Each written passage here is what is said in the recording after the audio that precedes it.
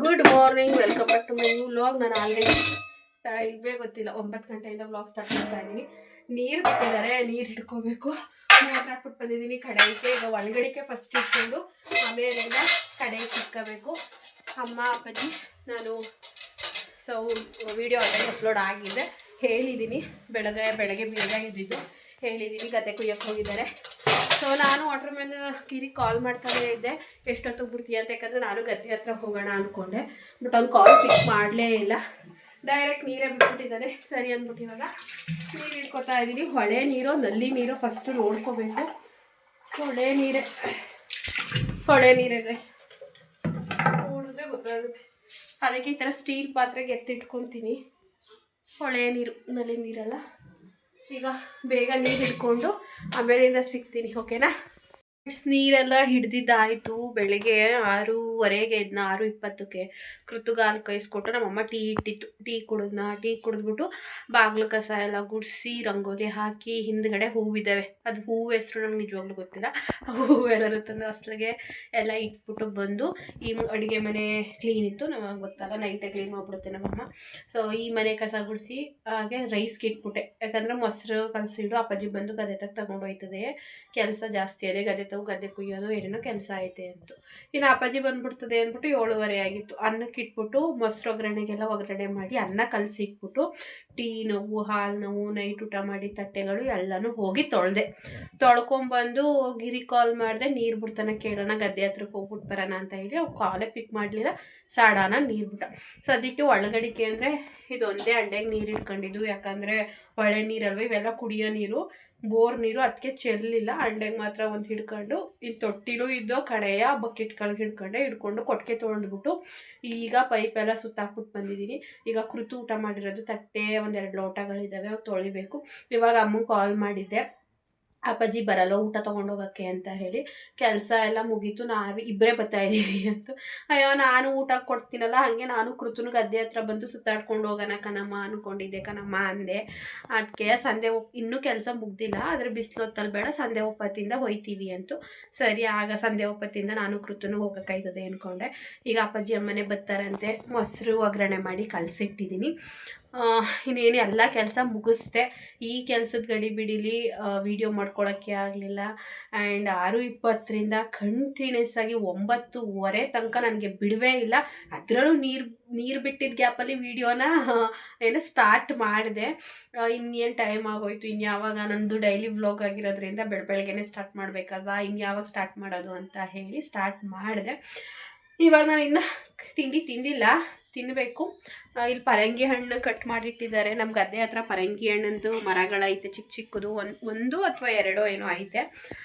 ಅದಕ್ಕೆ ಪರಂಗಿ ಹಣ್ಣಿನ ನೋಡಿ ಕಟ್ ಮಾಡಿಟ್ಟಿದ್ದಾರೆ, ತಿನ್ನಬೇಕು. ತಿಂಡಿ ಆಮೇಲೆ ತಿಂತೀನಿ. ಪರಂಗಿ ಹಣ್ಣು ತಿಂದ್ಬಿಟ್ಟು ಆಮೇಲಿಂದ ತಿಂಡಿ ತಿಂತೀನಿ.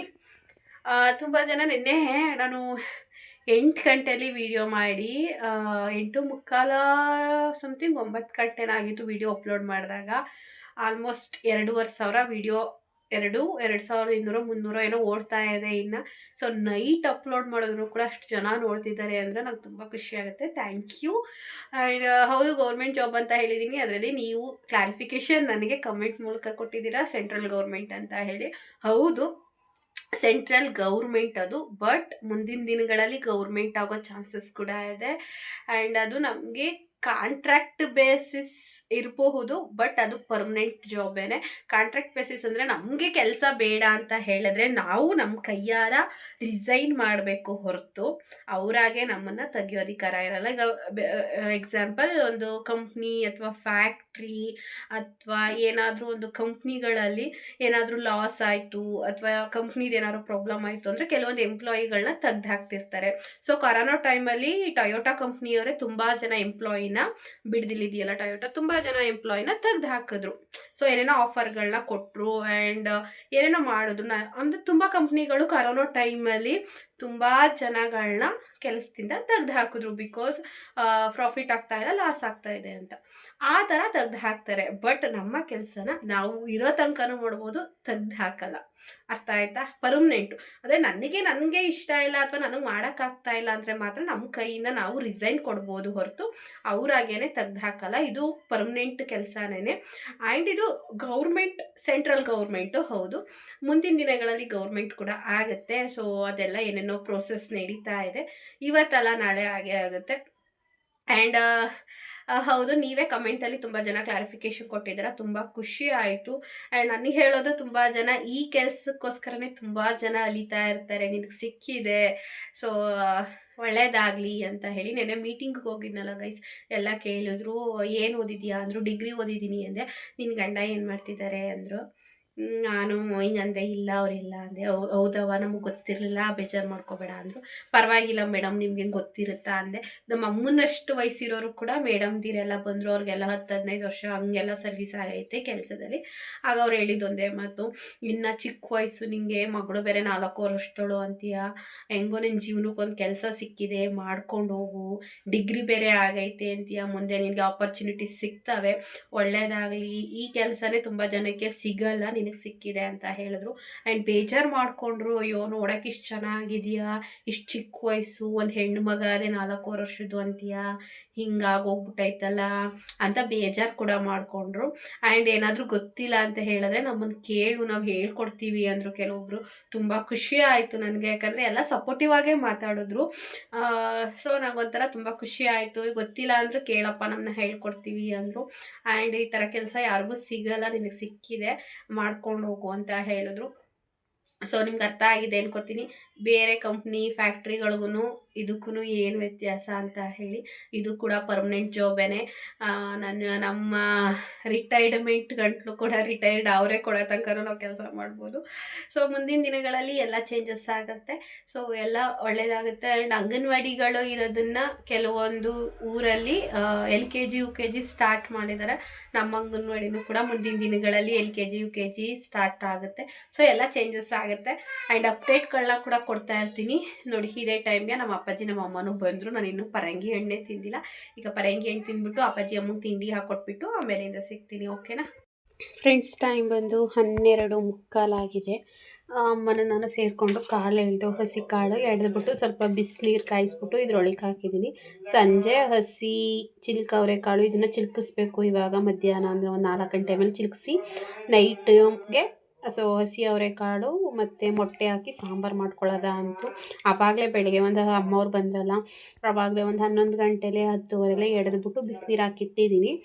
ಇವಾಗ ನಾನು ಇಷ್ಟೊತ್ತು ತನಕ ಎಣ್ಣೆ ಹಾಕಿಸ್ಕೊಂಡು ನಿಶಿತನ ಕೈಲಿ ತಲೆ ಬಾಚಿಸ್ಕೊಂಡೆ. ಅವಳಿಗೇನೋ ಸ್ವಲ್ಪ ತಲೆಯಲ್ಲಿ ಏನಾಗಿತ್ತು ಅಂತ ಹೇಳಿ ನೋಡು ಅಂದ್ಲು. ಅವಳಿಗೊಂದು 3/4 ಗಂಟೆ ಏನು ನೋಡಿಕೊಟ್ಟೆ. ಹಾಗೆ ಬೀದಿಲಿ ನಾನು, ರಂಜು, ನಿಶಿತ, ಹಾಗೆ ಅವ್ರವ್ರ ಮಕ್ಕಳು, ನಮ್ಮ ಕೃತು, ಚಿದು, ಹಾಗೆ ಅನು, ಚಿಕ್ಕ ಪಾಪು, ಚಿಂಟು ಎಲ್ಲರೂ ಆಟ ಆಡ್ತಾಯಿದ್ರು. ನಾವು 3 ಜನ ಕೂತ್ಕೊಂಡು ಮಾತಾಡಿಕೊಂಡು ತಲೆ ಬಾಚ್ಕೊಂಡು ಏನು ನೋಡ್ಬಿಟ್ಟು ಇವಾಗ ಎಲ್ಲರೂ ಅವ್ರವ್ರ ಮನೆಗೆ ಎದ್ದೋದ್ರು. ನಾನು ಎದ್ದು ಬಂದೆ, ಅಪ್ಪಾಜಿ ಕರೀತು ಅಂತ ಹೇಳಿ ಟೀ ಇಡು ಅಂತ ಟೀ ಇಟ್ಟಿದ್ದೀನಿ. ನೋಡಿ ಇವಳು ಹೆಂಗೆ ಆಡ್ತಾಳೆ. ದುಡ್ಡು ಯಾಕೆನೆ ಬೆಳಗ್ಗೆಯಿಂದ 2 ಚಿಪ್ಸ್ ತಿಂದಿದ್ಯಾ, ಜ್ಯೂಸ್ ಕುಡ್ದಿದ್ಯಾ, ಒಂದು ಬಿಸ್ಕೆಟ್ ಪಟ್ನ ತಿಂದಿದ್ಯಾ, ಹಾರ್ಲಿಕ್ಸ್ ಬಿಸ್ಕೆಟ್ ಪಟ್ನನ, ಮೊಸರನ್ನ ತಿಂದಿದ್ಯಾ, ಇನ್ನೇನು ತಿಂತೀಯಾ? ಆಮೇಲೆ ತಗೊಂಡೋಗಿ ಎಲ್ರಿಗೂ ಕೊಟ್ಲು ಒಂದೊಂದು ಹೇಳಾಡ.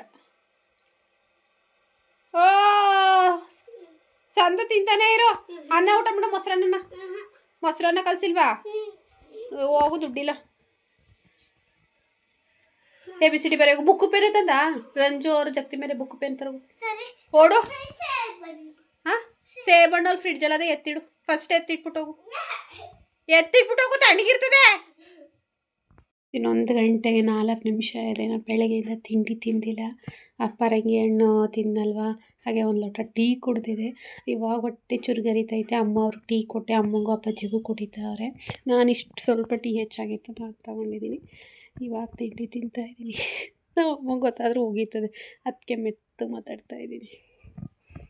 ನೋಡಿ ಇಬ್ಬರು ಟೀ ಕುಡಿತಿದ್ದಾರೆ. ಬೆಳಕು ಹಿಂಗಾಡ್ತಾವಳೆ, ಜೋಕಾಲಿ ಬೇಕಂತೆ.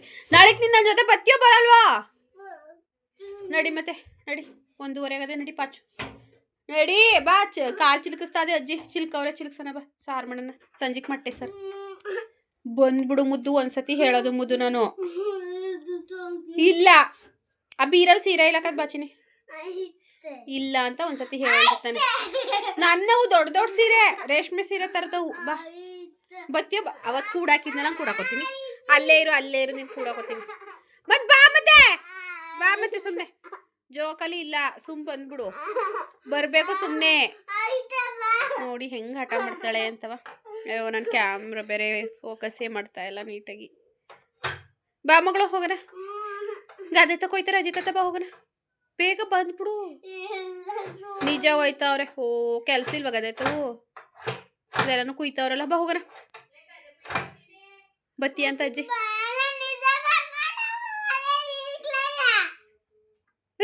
ನಡಿ ಹೋಗೋಣ. ಮಣ್ಣು ತುಂಬ್ಕೊಳಕ್ಕೆ ಅವತ್ತು ತುಂಬ್ಕೊಂಬಂದಿದ್ದಲ್ಲ ಎಲ್ಲದು. ಫೋನಲ್ಲಿ ಹೇಳ್ದಲ್ಲ ಗಣಪತಿ ಮಾಡೋಕ್ಕೆ ಮಣ್ಣು ತುಂಬ್ಕೊಂಡು ಹೋಯ್ತಾ ಇದೀನಿ ಕಣಮ್ಮ ಅಂತ ಫೋನಲ್ಲಿ ಮಾತಾಡ್ದಲ್ಲ. ಎಲ್ಲಿ ಮಗಳೇ ಅದು ಮಣ್ಣು?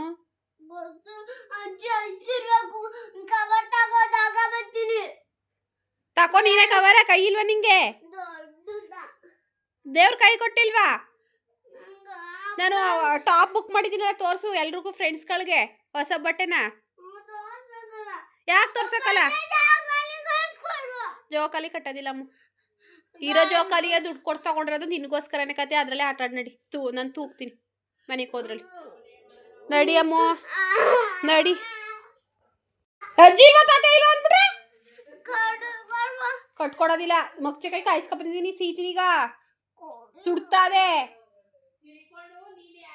ಹಾ ಯಾರು ಅಂತ ಕೇಳ್ತಿ ಅಜ್ಜಿಯಾ? ನಾನೇ ಹೊಡೆದಾಕ್ಬಿಡ್ತೀನಿ ನಿನ್ನ. ರಾತ್ರಿ ಹೇಳ್ಕೊಟ್ಟಿಲ್ವಾ ಬೈಬಾರ್ದು ಅಜ್ಜಿಗೆ ಅಂತ? ಬೆಳಗ್ಗೆ ಹೇಳ್ಕೊಟ್ಟೆ ತಾನೆ. ಬೈತೀಯಾ? ಹಾ ಒಳ್ಳೆ ಬುದ್ಧಿ ಕಲೀಲಿಲ್ಲ ಅಂದ್ರೆ ಒಂದ್ ಕಡೆಯಿಂದ ಕೂದಾಕ್ತೀನಿ ನಿನ್ನ. ಓ ನಿನ್ನ ಸಾಕ್ತಿರೋದು ಯಾರನ್ನ ನಿನ್ನ?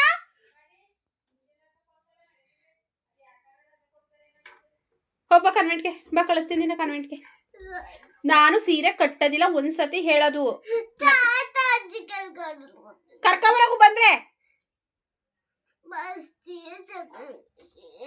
ಕರ್ಕೊಂಬಂದು ಕಟ್ಟಿಸ್ಕೋಗು ಅಂತ ಹೇಳ್ತಿರೋದು. ಸೀರೆ ಇಲ್ಲ ನನ್ನ ಬೀರಲ್ಲಿ ಒಂದ್ಸತಿ ಹೇಳೋದು ನಾನು. ನನ್ನ ಬೀರಲ್ಲಿ ಹೊಸ ಸೀರೆಗಳು ಇರೋದು, ಹಳೆ ಸೀರೆಗಳು ಯಾವುದು ಇಲ್ಲ ಅಲ್ಲಿ. ಯಾಕೆ ಕೊಡ್ತಾರೆ ನೀನು ಬೀಗನ? ಚಿನ್ನ ನೀನು ಜಾಸ್ತಿ ಆಡ್ಬೇಡ. ನೀನು ಮಗು ತರ ಇರು. ಏನಾ ಎಲ್ಲದೆ ಹಳೇದು ನೋಡ್ಕೊಡ್ತಿ ಕೂಡಾಕ್ತೀನಿ ತಾಳಿ. ಹೆಂಗ ಆಡ್ತಾ ಇದೀ ಗೊತ್ತಾ ನೀನು ಮುದ್ದು? ನೀನು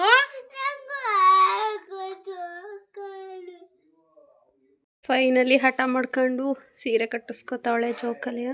ಆ ಸೀರೆ ಬೇರೆ ಹರಿದೋಗದೆ. ಕೇಳಿ ಕಟ್ಟ ಮೀನಸಿ ಸಾಕು ಮಗಳು. ಆ ಸೀರೆ ಹರಿದೋಗೋದಲ್ಲ ಅಷ್ಟೇ ಬರೋದು.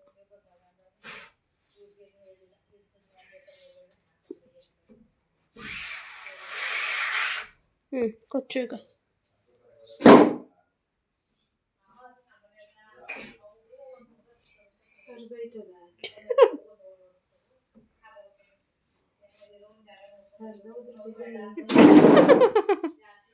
ಹರಿದೋಯ್ತದ.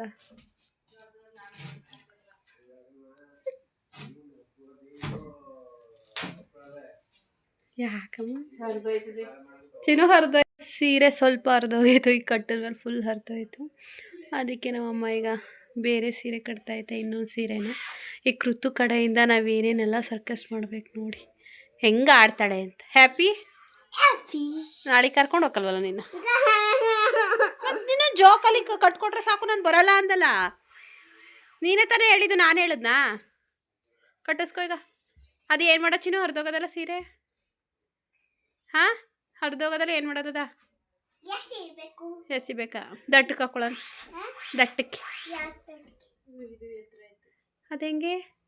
ಸೀರೆ ತುಂಡ ನಾವು ಅದೆಂಗಮ್ಮ? ಎಲ್ಲ ಒಂದೇ ಉದ್ದ ತಾನೆ. ಯಾವ್ದ ಕೊಡು ಚಿನ್ನೋದು ಏನು ಮಾಡ್ತದೆ ನೋಡೋಣ. ನೀಟಾಗಿ ಕೊಡು. ಫ್ರೆಂಡ್ಸ್ ಟೈಮ್ ಬಂದು 4:15 ಆಗಿದೆ. 2:30 ಮೇಲೇನೋ ಮಲ್ಕೊಂಡಿರೋ. ಟೈಮಿಂಗ್ಸ್ ನಿಜ ಗೊತ್ತಿಲ್ಲ. ಕೃತು ಫೋನ್ ನೋಡ್ತಾ ಇದ್ಲು. ಅವಳು ಕೂಡ ಫೋನ್ ಇಟ್ಬಿಟ್ಟು ಮಲ್ಕೊಂಡಿದ್ದಾಳೆ. ನಾನೇ ಫಸ್ಟ್ ಮಲ್ಕೊಂಡಿದ್ದು. ಅಮ್ಮ ಅಪ್ಪಾಜಿ ಗದ್ದೆ ಹತ್ರ ಹೋದರು. ನಾವು ಹೋಗ್ತೀನಿ ಅಂತ ನಾನು ಬೆಳಗ್ಗೆನೇ ಹೇಳಿದ್ದೆ. ಬಟ್ ಅಪ್ಪಾಜಿ ಅಮ್ಮ ಬೇಡ ಅಂದರು. ಯಾಕಂದರೆ ಅದು ನಮ್ಮ ಗದ್ದೆ ಅಲ್ಲ, ನಿಮ್ಗೆ ಹೇಳಿದ್ದೀನಿ ನಾನು, ಬೇರೆಯವ್ರ ಗದ್ದೆ ಮಾಡ್ಕೊಂಡಿದ್ದಾರೆ, ಭತ್ತ ಹಾಕಿದ್ದೀವಿ ನಾವು ಅಂತ ಹೇಳಿ ಅವ್ರ ಗದ್ದೆಗೆ. ಅದಕ್ಕೆ ನಮ್ಮ ಗದ್ದೆಗೆ ಹೋಗಬೇಕಾದ್ರೆ ಕರ್ಕೊಂಡು ಹೋಗ್ತೀನಿ, ಇದು ಬೇರೆಯವ್ರ ಗದ್ದೆ, ಅಲ್ಲೆಲ್ಲ ಸರಿ ಇರಲ್ಲ ಜಾಗ, ಬೇಡ ನಾವು ಹೋಗ್ಬಿಟ್ಟು ಬರ್ತೀವಿ, ನೀನು ನೀರಲ್ಲೇ ಗುಡಿ ಹಾಕ್ಕೊಂಡು ಸ್ನಾನ ಮಾಡು, ಹಾಗೆ ಚಿಲ್ಕವ್ರೆಕಾಳು ಮತ್ತು ಮೊಟ್ಟೆ ಹಾಕಿ ಸಾಂಬಾರು ಮಾಡಿಡು ಅಂತ ಹೇಳಿಬಿಟ್ಟು ಹೋಯಿತು. 2:30ಗೇನೋ ಹೋದರು. ಅವ್ರು ಹೋದ್ಮೇಲೆ ನಾನು ಕೃತು ಮಲ್ಕೊಂಡಿದ್ದು. ಇವಾಗ ಎದ್ದು ನೀರಲ್ಲೇ ಗುರಿ ಹಾಕ್ತಾಯಿದ್ದೀನಿ. ಸ್ನಾನ ಮಾಡಿ ಸಾಂಬಾರು ಮಾಡಿ ಕೃತುಗೂ ಸ್ನಾನ ಮಾಡಿಸಿ ಅಷ್ಟರಲ್ಲಿ ಅಮ್ಮ ಅವ್ರು ಬರ್ತಾರೆ. ಇನ್ನೇನು ಕತ್ಲೇನೇ ಹೋಗುತ್ತೆ. ಊಟ ಮಾಡಿ ಬಿಗ್ ಬಾಸ್ ನೋಡಿಬಿಟ್ಟು ಮಲ್ಕೊಳ್ಳೋದು, ಬೆಳಗ್ಗೆ ಎದ್ದು ಡ್ಯೂಟಿಗೆ ಹೋಗೋದು. ನೀರೊಳ್ಳೆ ಗುರಿ ಹಾಕ್ತಾಯಿದ್ದೀನಿ. ಒಂದೇ ಸಲ ಕತ್ಕೊಬಿಟ್ರೆ ಅದಕ್ಕಿಂತ ಒಳ್ಳೆಯ ಕೆಲಸ ಇನ್ನೊಂದಿಲ್ಲ. ಕತ್ಕೊಂಡಿಲ್ಲ ಅಂದರೆ ಕಸಿ ಕಸಿ ಸಾಯಬೇಕು. ಅಂದರೆ ಸೋಗೆಲ್ಲ ಒಣಗೈತಲ್ಲ, ಬೇಗ ಕತ್ಕೊತಾ ಐತೆ ಚೆನ್ನಾಗಿ. ಸ್ವಲ್ಪ ನೀರು ಕಾದೋ, ಕೃತು ಇನ್ನೂ ಎದ್ದಿಲ್ಲ. ಸ್ವಲ್ಪ ಕಾದ್ರೂ ಚಳಿ ಅಲ್ವಾ, ಆರೋಗ್ಬಿಡುತ್ತೆ. ಸೊ ಕೃತುನ ಏಳಿಸ್ಬೇಕು, 5 ಗಂಟೆಗೆ ಏಳಿಸ್ತೀನಿ. ನೀರು ಅಷ್ಟೊಂದು ಚೆನ್ನಾಗಿ ಕಾಯುತ್ತೆ. ಫಸ್ಟ್ ಅವಳಿಗೆ ಮಾಡಿಸ್ಬಿಟ್ರೆ ಸರಿ ಆಗುತ್ತೆ, ಕೂದಲೆಲ್ಲ ಒಣಗಿಕೊಳ್ಳೋಕ್ಕೆ.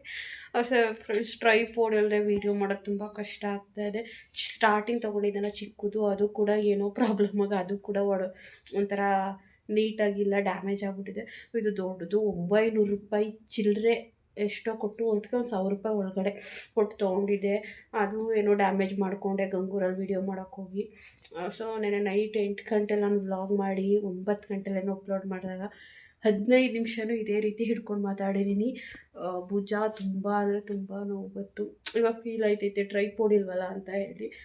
ಸೊ ನೆಕ್ಸ್ಟ್ ಅಂದರೆ ಶನಿವಾರ ಬರ್ತೀನಿ, ಮತ್ತೆ ಆಫ್ ಡ್ಯೂಟಿ ಮುಗಿಸ್ಕೊಂಡು ಅವಾಗ ಎತ್ಕೊಂಡ್ಬರ್ಬೇಕು ಟ್ರೈಪೋಡ್ನ.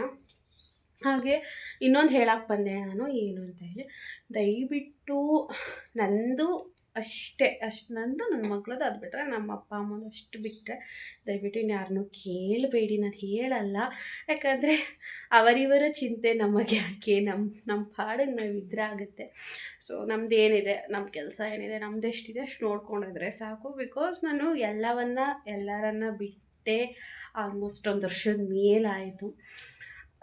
ನಿಮಗೆ ಹಳೆಯ ವೀಡಿಯೋಗಳಲ್ಲಿ ತುಂಬ ಹೇಳಿದ್ದೀನಿ, ನನ್ನ ಲೈಫ್ ಸ್ಟೋರಿ ಆಗಿರ್ಬೋದು, ನನ್ನ ಟ್ರ್ಯಾಜುಡಿ ಆಗಿರ್ಬೋದು, ತುಂಬ ಅಂದರೆ ತುಂಬ ಹೇಳ್ಬಿಟ್ಟಿದ್ದೀನಿ. ಇನ್ನೂ ಇದ್ದಾವೆ, ಹೇಳೋಕ್ಕೆ ಇನ್ನೂ ಇದ್ದಾವೆ. ಬಟ್ ಸೊ ನಾನು ಇವಾಗ ಫೋಕಸ್ ಮಾಡಬೇಕಾಗಿರೋದು ನನ್ನ ಲೈಫ್ ಬಗ್ಗೆ, ನನ್ನ ಜಾಬ್ ಬಗ್ಗೆ ಆ್ಯಂಡ್ ಕೃತು ಫ್ಯೂಚರ್ ಬಗ್ಗೆ.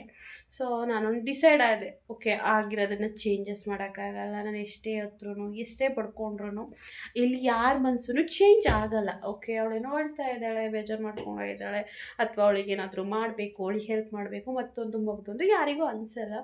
ಸೊ ಏನಾಗಿದೆ ಅದು ಪ್ರತಿಯೊಬ್ಬರಿಗೂ ಗೊತ್ತು, ಹತ್ತಿರದಲ್ಲಿರೋರಿಗೆ. ಸೊ ಗೊತ್ತಿದ್ರೂ ಯಾರೂ ಏನು ಕ್ವಶನ್ ಮಾಡೋಕ್ಕೆ ಆಗೋದೂ ಇಲ್ಲ. ಸೊ ನಾವು ಕ್ವಶನ್ ಮಾಡಿ ನಾವೇ ಬಾಯಿ ಮುಚ್ಕೊಂಡು ಸುಮ್ಮನಾಗಬೇಕಷ್ಟೇ. ನಾವು ಕೇಳಷ್ಟು ಕೇಳಾಯಿತು, ನೋಡಾಯಿತು. ಸೊ ಏನೇನೋ ಮಾಡಬೇಕಿತ್ತು ಮಾಡಿ ತಪ್ಪ ಕೂತಿಲ್ವಾ, ಹಾಗಾಗಿ ಸೊ ಇರೋದು ನೆಕ್ಸ್ಟು ನನ್ನ ಫ್ಯೂಚರು, ಹಾಗೆ ಕೃತು ಫ್ಯೂಚರ್ ಬಗ್ಗೆ ಪ್ಲ್ಯಾನಿಂಗು, ನೆಕ್ಸ್ಟ್ ಏನು ಮಾಡಬೇಕು ಅನ್ನೋದ್ರ ಬಗ್ಗೆನೇ ನನ್ನ ಯೋಚನೆ. ಈಗ ಆಗೋಗಿರೋದನ್ನಂತೂ ಚೇಂಜಸ್ ಮಾಡೋಕ್ಕಾಗಲ್ಲ, ಬಟ್ ಮುಂದೆ ಆಗೋದನ್ನು ಖಂಡಿತವಾಗ್ಲೂ ಚೇಂಜಸ್ ಮಾಡ್ಕೋಬೋದು. ನನ್ನ ಲೈಫಲ್ಲಿ, ಕೃತು ಲೈಫಲ್ಲಿ ಏನೇನು ಮಾಡ್ಕೋಬೇಕು, ಸೊ ಹೇಗೆ ನಾವು ನೆಕ್ಸ್ಟು 2016 ಅಂತ ಇದ್ದೀನಿ, 2026 ಬರ್ತಾ ಇದೆ, ನಾವು ಹೇಗೆಲ್ಲ ನೆಕ್ಸ್ಟ್ ಇಯರಿಂದ ಏನೇನೆಲ್ಲ ಮಾಡ್ಕೋಬೇಕು ಅಂತ ಹೇಳಿ. ಸೊ ಹೇಳಕ್ಕೆ ಹೋದರೆ ತುಂಬ ಇದ್ದಾವೆ ಗೈಸ್. ಹೇಳ್ತಾ ಏನೋ ಬಗೆದಷ್ಟು ಚಿನ್ನ ಅನ್ನೋ ಹಾಗೆ ಹೇಳ್ತಾ ಏನೇನಾದರೂ ಒಂದೊಂದು ಬಂದೇ ಬರುತ್ತೆ. ಅದಕ್ಕೆ ನಾನು ನನಗೆ ಜಾಬ್ ಸಿಕ್ಕಿದಾಗ ಏನು ಅಂದ್ಕೊಂಡೆ ಅಂದರೆ, ಸಾಕು, ಎಷ್ಟು ಹೇಳಿ ಎಷ್ಟು ಪಡ್ಕೊಂಡ್ರು ಎಲ್ಲ ಯಾರೂ ಇಲ್ಲಿ ಕರಗಿ ನಮ್ಗೆ ಯಾರೂ ಇದು ಮಾಡಲ್ಲ. ಓಕೆ, ಇಷ್ಟು ಏನು ಹೇಳಿದ್ದೀನಿ ಸಾಕು. ಇನ್ನು ಮುಂದೆ ಯಾವುದೇ ರೀತಿಯದು ಹೇಳ್ಕೊಂಡು ಮಾತಾಡ್ಕೊಂಡು ಸೊ ಬೇಡ. ಇನ್ನೇನಿದ್ರು ನನ್ನ ವೀಡಿಯೋಸಲ್ಲಿ ಪಾಸಿಟಿವಿಟಿನ ತುಂಬೋಣ. ಆ್ಯಂಡ್ ತುಂಬ ಕೆಲವೊಬ್ರು ಅಂತಿರ್ತಾರೆ ಇನ್ಸ್ಪೈರ್ ಆಗಿದ್ದೀವಿ ನಿಮ್ಮಿಂದ ಅಂತೇಳಿ. ತುಂಬ ದೊಡ್ಡ ಮಾತು, ಥ್ಯಾಂಕ್ ಯು ಸೋ ಮಚ್. ಹಾಗೆ ಸೊ ನನ್ನಂಥ ಪರಿಸ್ಥಿತಿಲಿರೋರು ಕೂಡ ನಾವು ವೀಡಿಯೋಸ್ ಮಾಡಬಹುದು, ನಮಗೂ ಆಗುತ್ತೆ ಅಂತ ನಾವೇನಾದ್ರು ಪಾಸಿಟಿವಿಟಿನ ಕೊಡೋಣ. ಸೊ ನನ್ನ ಲೈಫಲ್ಲಿ ಆಗಿರುವಂತಹ ನೆಗೆಟಿವ್ ಎಲ್ಲವನ್ನು ಬಿಟ್ಬಿಟ್ಟು ನೆಕ್ಸ್ಟ್ ಏನಿದ್ರು ಪಾಸಿಟಿವಿಟಿ ಕಡೆ ಹೋಗೋಣ ಅಂದ್ಕೊಂಡಿದ್ದೀನಿ. ದಯವಿಟ್ಟು ಅನಾವಶ್ಯಕವಾಗಿ ಬೇಡದೇ ಇರೋವಂಥ ವ್ಯಕ್ತಿಗಳು ನನ್ನ ಲೈಫಲ್ಲಿ ನೀವು ಯಾರನ್ನೂ ಕೇಳೋಕೆ ಹೋಗ್ಬಿಡಿ. ಅವರಿಲ್ವಾ ಇವರಿಲ್ವಾ ಅಥವಾ ಮನೇಲಿ ಒಬ್ಬರೇ ಇದ್ದೀರಾ, ಏನು ಕೇಳೋಕೆ ಹೋಗ್ಬೇಡಿ ಗೈಸ್. ಅವ್ರ ಲೈಫು ಅವ್ರದ್ದು, ನನ್ನ ಲೈಫು ನಂದು. ಸೊ ಅವ್ರ ಪಾಡಿಗೆ ಅವ್ರು ಇರ್ತಾರೆ, ನನ್ನ ಪಾಡಿಗೆ ನಾನು ಇರ್ತೀನಿ. ಆ್ಯಂಡ್ ನನಗೆ ನಾನು ಇಷ್ಟ ಬಂದಾಗಿದ್ದೀನಿ. ಸೊ ಆ ವಿಚಾರದಲ್ಲಿ ಸುಳ್ಳು ಹೇಳಬಾರ್ದು. ನನಗೆ ಯಾರೂ ಏನು ಇದು ಮಾಡಿಲ್ಲ. ನನ್ನ ಪಾಡಿಗೆ ನಾನಿದ್ದೀನಿ, ನನ್ನ ಪಾಡಿಗೆ ನಾನು ಜಾಬ್ ಮಾಡ್ಕೊಂಡು ಹೋಗ್ತಾಯಿದ್ದೀನಿ. ಸೊ ಅವ್ರ ಪಾಡಿಗೆ ಅವ್ರು ಇರ್ತಾರೆ. ದಯವಿಟ್ಟು ಯಾರನ್ನೂ ಇದು ಮಾಡೋದು ಬೇಡ. ಅವ್ರ ಪಾಡಿಗೆ ಅವ್ರು ಇರಲಿ, ನನ್ನ ಪಾಡಿಗೆ ನಾನು ಇರೋಣ. ಸೊ ನಮ್ಮದು ಟೈಮ್ ಬಂದಾಗ ನಾವು ಅನುಭವಿಸ್ಲೇಬೇಕು. ಇವತ್ತು ನಾನು ಅನುಭವಿಸ್ತಾ ಇದ್ದೀನಲ್ಲ, ನನ್ನ ಗಂಡ ಹೋದಾಗ ಎಷ್ಟು 25 ವರ್ಷದಿಂದ ನಾನು 25 ವರ್ಷಕ್ಕೆ ನಾನು ಅನುಭವಿಸಿದ್ನಲ್ವ, ನನ್ನ ಕರ್ಮ ಏನಿತ್ತು ನಾನು ಇವತ್ತಿಗೂ ಅನುಭವಿಸ್ತಾ ಇದ್ದೀನಿ, ಕ್ಷಣಕ್ಕೂ ಅನುಭವಿಸ್ತಾ ಇದ್ದೀನಿ. ಸೊ ಹಾಗೆ ಬೇಡ ಅಂತ ಹೇಳಿ. ಸೊ ಇನ್ನೇನಿದೆ ನನ್ನ ಲೈಫಲ್ಲಿ ಅದನ್ನು ನೋಡ್ಕೊಂಡು ಹೋಗೋಣ. ನೀವು ಅಷ್ಟೇ ಬೇಡದಿರೋ ಪರ್ಸನ್ದು ದಯವಿಟ್ಟು ಪ್ಲೀಸ್ ಕೇಳೋಕೆ ಹೋಗ್ಬಿಡಿ ಗೈಸ್. ಬೇಕಾಗಿಲ್ಲ. ಸೊ ಬೇಡ ಅಂದವ್ರನ್ನ ತಲೆ ಎತ್ತು ಕೂಡ ನೋಡಬಾರ್ದಂತೆ. ನಮ್ದು ಏನಿದೆ ನಮ್ಮ ದಾರಿಲಿ ಕೆಲವೊಬ್ರು ಇರ್ತಾರೆ ಆಯಿತಾ, ನಡ್ಕೊಂಡು ಹೋಗ್ಬೇಕಾದ್ರೆ. ಸೊ ಅಂಥವ್ರು ಇದ್ದಾಗ ಅವ್ರನ್ನ ಕತ್ತೆತ್ತು ನೋಡೋದು ಬೇಡ. ನಮಗೆ ಬೇಡ ಅಂತ ಹೇಳಿ ನಾವು ಸೈಡ್ಗೆ ಇಟ್ಟಾಗ ನಮ್ಮದು ದಾರಿ ಏನಿದೆ ಮುಂದೆ ಅದಕ್ಕೆ ನೆಡ್ಕೊಂಡು ಹೋಗೋಣ ಆಯಿತಾ. ಸೊ ನಾನು ಇವತ್ತು ಅದನ್ನೇ ಮಾಡ್ತಾ ಇರೋದು. ಕೆಲವೊಂದು ವ್ಯಕ್ತಿಗಳು ನನ್ನ ಮುಂದ್ಗಡೆ ಬಂದ್ರೂ ಕೂಡ ನಾನು ಡೈರೆಕ್ಟಾಗಿ ನಾನು ನೋಡೋಲ್ಲ. ಬಿಕಾಸ್ ನಂಗೆ ಇಷ್ಟನೇ ಆಗಲ್ಲ ನನ್ನ ಲೈಫಲ್ಲಿ. ಸೊ ತುಂಬ ಜನ ಪಾಠ ಕಲಿಸೋಗಿದ್ದಾರಲ್ವ. ಕೆಲವೊಬ್ರು ನಾನು ಮುಂದ್ಗಡೆ ಅಕಸ್ಮಾತಾಗಿ ಎಲ್ಲೋ ಹೋಗ್ತಾ ಇರ್ತೀನಿ, ಟ್ರಾವೆಲ್ ಮಾಡ್ತಾ ಇರ್ತೀನಿ ಅಥವಾ ನೆಡ್ಕೊಂಡು ಹೋಗ್ತಾ ಇರ್ತೀನಿ, ಇನ್ನೊಂದು ಯಾವುದೋ ಒಂದು ಸಿಚುವೇಷನಲ್ಲಿ ಇರ್ತೀನಿ. ಆಗ ಅವ್ರು ಎದುರುಗಡೆ ಬಂದಾಗ ನಾನು ಕತ್ತೆತ್ತು ಕೂಡ ನೋಡೋಲ್ಲ. ಬಿಕಾಸ್ ಅಂಥ ಪಾಠ ಕಲಿಸಿರ್ತಾರೆ ಆ ವ್ಯಕ್ತಿಗಳು ನನ್ನ ಲೈಫಲ್ಲಿ. ಹಾಗಾಗಿ ಅವ್ರನ್ನ ನೋಡಬೇಕು, ಕತ್ತೆತ್ತಿ ಅವ್ರ ಫೇಸ್ ನೋಡಬೇಕು ಅಂತ ನಾನು ನಿಜವಾಗ್ಲೂ ಅನಿಸಲ್ಲ. ನಂದು ಎಷ್ಟಿದೆ ಅಷ್ಟು ಮಾತ್ರ ನಾನು ನೋಡ್ಕೊಂಡು ಹೋಗ್ತೀನಿ ಹೊರತು ಡೈರೆಕ್ಟಾಗಿ ಅವ್ರ ಫೇಸ್ ಕೂಡ ನೋಡೋಲ್ಲ. ಅಂಥ ವ್ಯಕ್ತಿ ನಾನು. ಆ್ಯಂಡ್ ನನಗೆ ಹಠವಾಗೇ ಬದುಕಬೇಕು ಗೈಸ್, ಹಠವಾಗೇ ಬದುಕಬೇಕು. ಸಾಯೋದೇನು ಗೈಸ್, ಇವತ್ತೇ ಸಾಯ್ಬೋದು, ನಾಳೆನೇ ಸಾಯ್ಬೋದು, ಅಥವಾ ಸಾಯ್ದೇ ಇನ್ನೂ ಬದುಕೇ ಇರ್ಬೋದು ಅಲ್ವಾ. ಸಾಯೋದು ಎಲ್ಲರೂ ಒಂದೇ ದಿನ ಸತ್ತೇ ಸಾಯ್ತೀವಿ. ಬಟ್ ಹಾಗಂತ ಇನ್ನೊಬ್ರ ಹತ್ರ ತಲೆಬಾಗಿ ನಮ್ಮದು ತಪ್ಪಿಲ್ದೇ ತಲೆಬಾಗಿ ಹೋಗಿ ಇರೋಕ್ಕಂತೂ ನನ್ನ ಕೈಯಿಂದ ಬೇಸಿಕ್ಲಿ ನನ್ನ ಕೈಯಿಂದ ನನಗೆ ಆಗೋದೇ ಇಲ್ಲ. ಎಷ್ಟೇ ಕಷ್ಟ ಆಗಲಿ ನಂದು ಏನಿದೆ ಹಠವಾಗಿ ಛಲವಾಗಿ ಬದುಕಬೇಕು. ಸೊ ಅದಕ್ಕೆ ನಾನು ಈ ಆಯ್ಕೆನ ಮಾಡ್ಕೊಂಡಿರೋದು. ದೂರದಲ್ಲಿ ಹೋಗಿ ಹಠವಾಗಿ ಬದುಕ್ತೀನಿ, ಛಲದಿಂದ ಬದುಕ್ತೀನಿ ಅನ್ನೋದಕ್ಕಿಂತ ಹತ್ತಿರದಲ್ಲಿ ಇದ್ಕೊಂಡು ನನ್ನ ಊರಲ್ಲಿ ನನ್ನ ಗಂಡನ ಮನೆಯಲ್ಲಿ ನಾನು ಇದ್ಕೊಂಡು ನಾನು ಬದುಕಿ ತೋರಿಸೋಣ ಸೊ ಅಂತ ಹೇಳಿ ನಾನು ಡಿಸೈಡ್ ಮಾಡ್ಕೊಂಡು ಹೋಗ್ತಾ ಇರೋದು. ಸೊ ಹಾಗೆ ನೀವು ಕೂಡ ಹಠ ಛಲದಿಂದಲೇ ಬದುಕಿ. ಯಾಕಂದರೆ ಸೆಲ್ಫ್ ರೆಸ್ಪೆಕ್ಟು ಸೆಲ್ಫ್ ಲವ್ಗಿಂತ ಇನ್ಯಾವುದು ದೊಡ್ಡದಲ್ಲ. ನಾವು ಹಠ ಛಲದಿಂದ ಬದುಕಿದಾಗ ಕಷ್ಟಪಟ್ಟು ಕೆಲಸ ಮಾಡಿದಾಗ ದುಡ್ಡು ತಾನಾಗೆ ಬರುತ್ತೆ. ಸೊ ನನಗೂ ಅಷ್ಟೇ ತುಂಬ ಅಂದರೆ ತುಂಬ ಈಗಲೂ ಕೂಡ ಅದೊಂದು ಇನ್ನೊಂದು ವ್ಲಾಗಲ್ಲಿ ಹೇಳ್ತೀನಿ. ನಾನು ಕೂಡ ಸಾಲಗಳು ಮಾಡ್ಕೊಂಡಿಲ್ಲ ಅಂತ ಹೇಳ್ತಿಲ್ಲ. ಬಿಕಾಸ್ ತೀರಿಸ್ತೀನಿ ಅನ್ನೋ ಒಂದು ಇದ್ರ ಮೇಲೆ ಸಾಲಗಳು ಮಾಡ್ಕೊಂಡಿದ್ದೀನಿ.